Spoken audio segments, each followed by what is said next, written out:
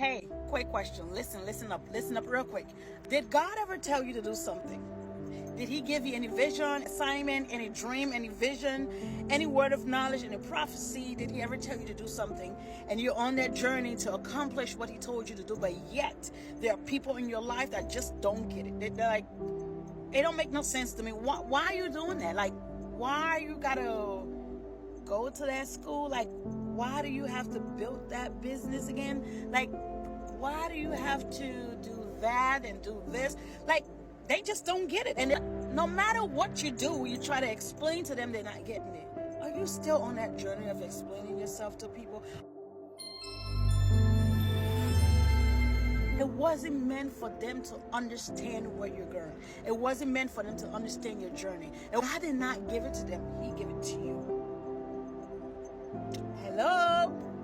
He gave it to you. There's a reason why God never went to them and told them what he had called you to do. The Lord called Abraham and told Abraham, I am taking you to a place where I'm going to show you. I want you to leave your father's house. Get on this journey and I'm going to show you a place. I'm taking you to a place. Abraham trusted and believed in God, but guess what happened? Abraham went ahead and took Lot with him. Who was Lot? Lot was a family member. Lot was not a part of the plan of God. Lot was not supposed to be a part of this whole thing. But guess what? Abraham, trying to, drag along things, Lot, that's not supposed to be a part of God's plan, went ahead and took Lot along with him. And what did it end up doing? It caused him frustration. It caused him headache. It caused him pain. It just caused him confusion. At the end of the day, they had to separate. And let me tell you something. If God has ever called you and told you, I'm taking you somewhere, you made it up in your mind, listen, I'm going to this place. I'm going to achieve what God has called me to achieve. I'm going to build this business. I'm going to build this family. I'm going to build this ministry. I'm going to complete my school. You better go and believe and listen to God and go on this journey by yourself. Don't bring nobody, because there's a reason why people don't understand you. There's a reason why they don't understand your vision. There's a reason why they misinterpret everything you do. There is a reason why God has purposely blocked their understanding. God has purposely made sure that they don't understand what he has told you, because he never told them. Whenever God calls somebody to your vision, your assignment, your calling, whatever he's called you to do, those people already know their part in that vision. That's not something you're going to go ahead and begin to tell them, oh, you know what, this, that, and the other. No, these people already know, because guess what? God has already met with these people. He sent them either dreams, vision, prophecy, or something, and says, okay, you're going to meet with this, that, and the other, and this is what's going to be taking place with that person, and this is your part in it. God has already given them their part in that vision, in the dream, in the assignment, in the prophecy.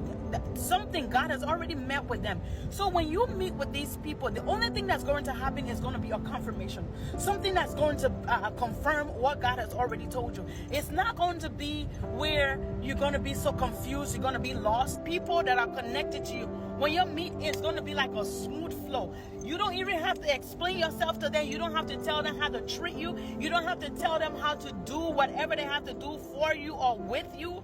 You don't have to explain anything, because they already know. God already put it in their spirit. When you're not called to a person, or not called to certain people, you're not called. Because let me tell you, you always have to explain yourself. Like, no matter how hard you try to make them understand, you just feel like you're not getting through to them. Or if they do listen, you can tell that they're listening just to gather information to you, to take your own words to stir up an argument, to stir up something, to start some type of confusion, to start some type of debate about what you were saying. This can even apply to relationship. Example, let's say you start talking to a man or a woman, whatever it is, relationship-wise. So you're an introvert and you told this person in a relationship, listen, this is how I am. I don't like too much a crowd. Like I'm not a big fan of going to clubs, partying, and this and that. But this person, you find that this person's an extrovert and they love to have this big crowd and everything. Of course, you're not going to come against what they love to do. But this person, you went and you took your time and you explained to this person certain things about you, what you like, what you dislike, all this different thing. And you see that after you've done all of this person is purposely, this person keep purposely doing things that makes you uncomfortable. For example, they keep trying to drag you out of the house. You know what? Let's go visit my family. Let's go visit this. Okay, maybe you may like kind of, compromise 1 or 2 times, like do it, but all the time, like they got to take you to this huge crowd and they got to take you this and keep you out there for hours and hours, and you're compromising because you want to kind of like chip into the relationship so the person don't feel like they're all alone in this. But at the same time, the way you're wired, you can't stay out there for too long. You begin to get drained. You begin to get tired and bored and all of that. So this person is not paying you any mind, but they're just concerned about how they are wired and how they want to do things. Just selfish. You understand what I'm saying? And then if you finally sit and talk to this person, listen, I know you like to go often to do this and do that. You can go alone because I don't feel like it. I'm tired. I'm drained. I don't want to be out there. Or you just don't want to be out there. And you tell the person, in a nice way, I don't think today I can do it. And the person get upset. Well, you don't like doing things with me. You just don't like every time I want to go out. They find that to make an argument. Like they find that to make a debate out of. That's a huge flag. That's a great sign. That's a big sign that you're not called to that person. That person is not called to you because they don't want to take the time to understand you. They do not. God never put it in them for them to understand who you are and how you're wired. And if you keep that kind of lot, because that's a lot right there, if you bring that lot along on the journey where God is taking you, that lot is going to drain the life out of you. They don't understand you. The Bible says 2 cannot work unless they agree. So that person has to agree, understand you. You have to understand that person.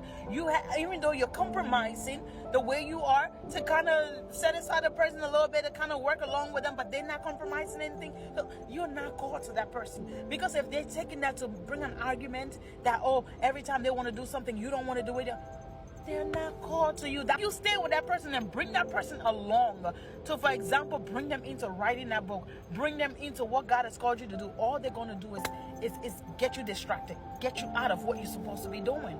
They're not called to you. That's a lot that you have in your circle, and lots do not contribute to your growth. Any lots do not come to empower you. They don't come to contribute to where you're going. All they come to do is take from you. All they come to do is to keep sucking you dry, taking from you. You understand what I mean? Leeching on you. And because you sincerely care, and out of a loving place, you care about the person, so it makes you compromise and do certain things. Lots are things, places, people that are a responsibility to you that is taking you nowhere. That is not there to help fulfill your future, your destiny, your goals. All there are burdens. That's what lots are. You understand what I'm saying?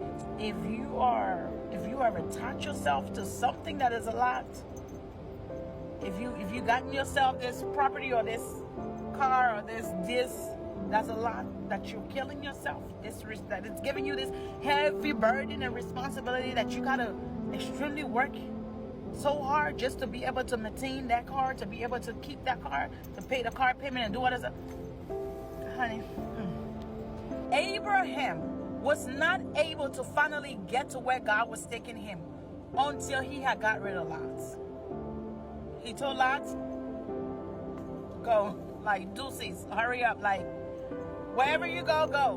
Wherever you go, go. Abraham separated himself from Lot.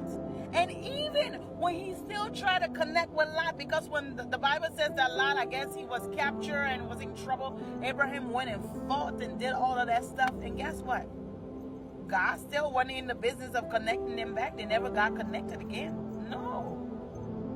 Ever gonna make it to that place that God has called you to, that promised land, that divine relationship, divine connection, that business, that project, whatever it is, you gotta cut lots off. You gotta get rid of lots. But you gotta hit the road, Jack. You gotta go. You gotta be intentional about the vision of God. No one is worth you not getting to the promised land. You better leave all them lots alone, honey. Leave them alone. Leave them right where they are. Because let me tell you, lots, they don't advance. I'm just saying, they don't have it in them to go where they need to go. They just want to settle. And nobody ain't trying to settle here. We're trying to go above.